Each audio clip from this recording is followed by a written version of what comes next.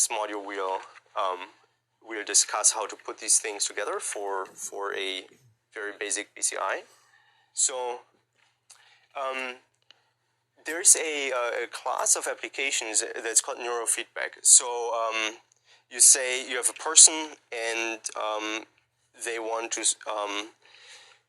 say they want to train their ability to relax or so. So you might have a measure of relaxation that you try to extract from the brain and feed it back to the person and display it on a monitor such as a bar, which goes up if you're more relaxed. And you can use this to train yourself in a sense, and there's a lot of applications and also quite a few commercial applications that are based on that.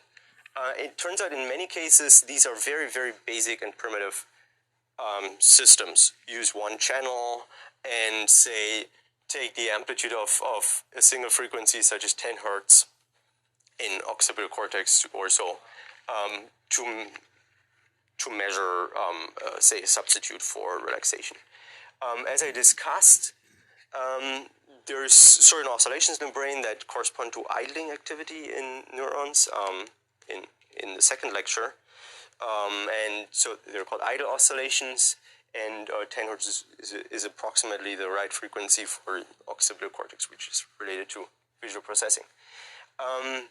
And so with the things that I briefly touched on, you can already kind of build such a system as a very simple sequence of various processing steps. So you say you do a bandpass filter to the frequency of interest, say 8 to 13 hertz. That would be, this, you need the right coefficients for that. You can design them in MATLAB. Then you could square this every sample of that and say we're doing it for one channel. And then take the moving average of that. So that's the moving average of squares. So it's basically the sum of squares. And that is, in a sense, implementing something that you could say is running variance. So you calculate the variance in a signal in a moving window. Variance is, right, average of the second order moments.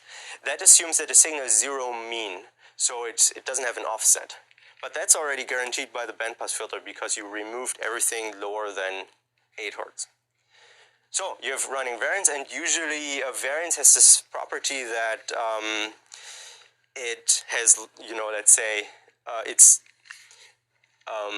not really uniformly distributed. So, large values obviously are, there's a squaring in there. And that's why at the end you probably want to take the square root again or logarithm. And so, this is a static filter. This is also a static filter. That's a spectral filter. And this is a temporal filter. And that's a neurofeedback solution. And in fact, this type of stuff is used in production. So